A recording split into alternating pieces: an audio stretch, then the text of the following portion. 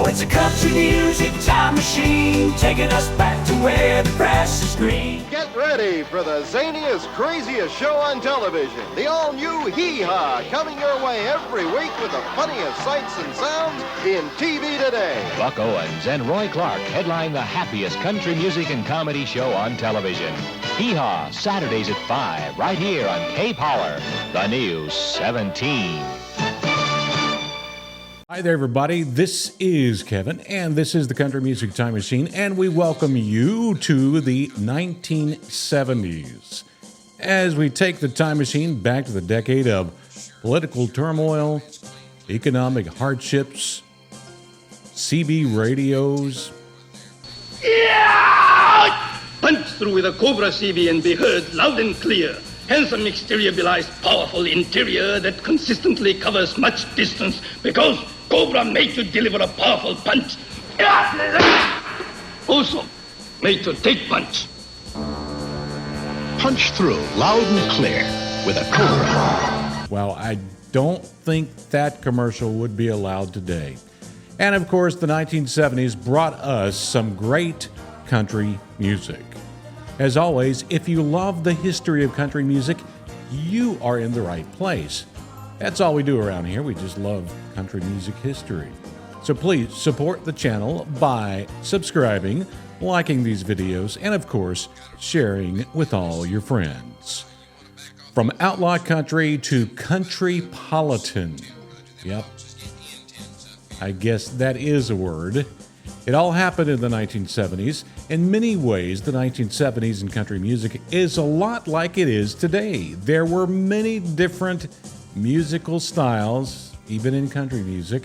And like today, Nashville record industry bigwigs were thirsting to make money from pop music fans. So they were pushing those sounds that were not sounding a lot like Hank Williams or George Jones.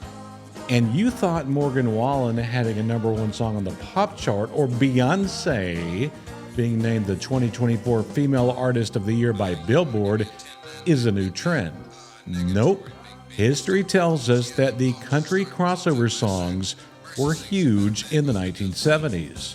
Between 1973 and 1983, 12 songs topped both the country and pop charts.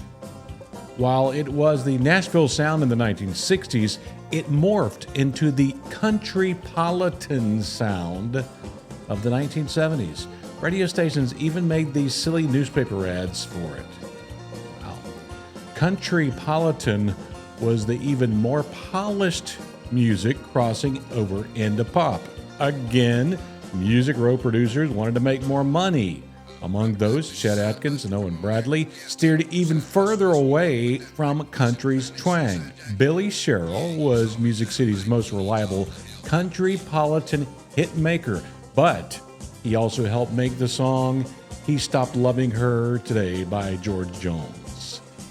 Go figure. The biggest artists bringing us the pop crossovers were B.J. Thomas, Freddie Fender, Glenn Campbell, C.W. McCall, Kenny Rogers, Dolly Parton, Eddie Rabbitt, and a bunch more.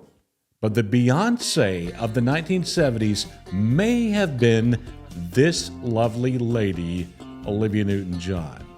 Between 1973 and 1975, she had 7 top 10 country hits.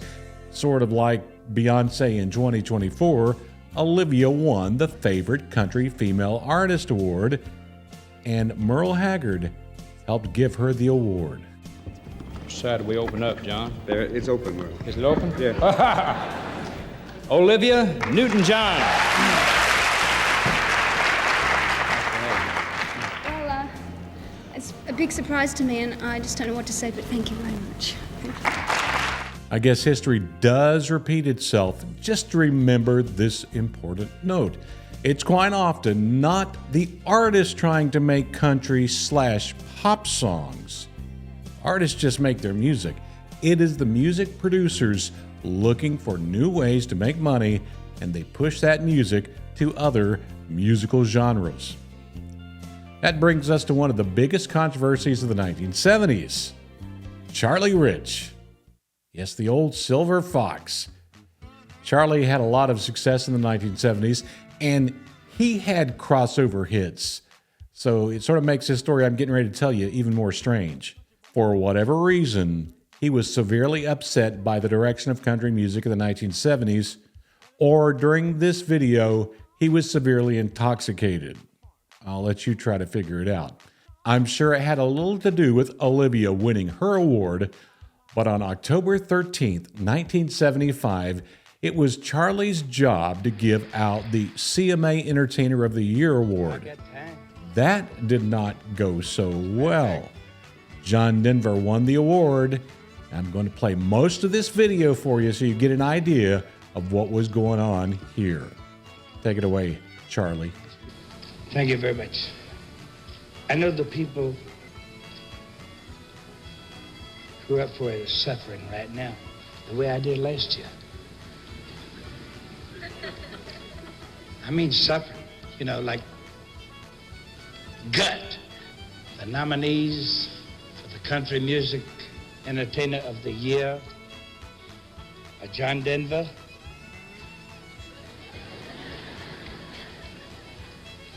Waylon Jennings. The reason I'm talking so correct, because I just got back from London. I'd rather be in Nashville. Loretta Lynn. Loretta, would you like to go out tonight? Ronnie Millsap. And my friend from Arkansas, Mississippi, Helena, and anywhere he wanted to be, Mr. Conway Twitty, the winner.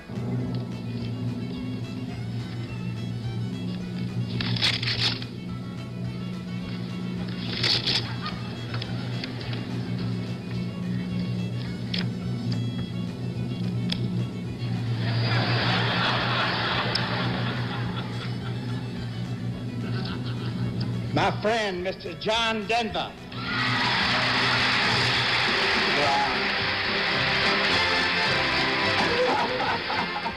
Yep, Charlie was probably a little bit drunk at the time, and John Denver had no idea what was going on. He was off on another little satellite link. But it is important to note, historically, there has been country crossover songs for decades. In many ways, we have survived since then, but I mean, just personally to me, it is concerning that after decades of hearing pop-infused country music, we are hearing a lot less of the traditional country twang today. Some did it to make more money, as traditionally the younger folks tuned into pop music, and those younger folks are buying more music. Looking back, here's what the great Marty Stewart said about the countrypolitan movement. Old Marty said, things were changing, and not everybody agreed with it. I think a lot of people saw it as the boundaries were being broadened and expanded upon, and other people saw it as that country music is losing its soul. But in many ways, music in the 1970s was saved by the outlaw country music movement. The two pioneers of outlaw country in the 1970s were Waylon Jennings and Willie Nelson. Willie Nelson was sick with that Nashville polished countrypolitan sound, so he headed back to Texas. Waylon Jennings, being the stubborn man that he is, decided to stick it out in Nashville and fight that battle to make sure that country music did not stray far from its roots. And boy, did he make a statement with the song, Are You Sure Hank Done It This Way?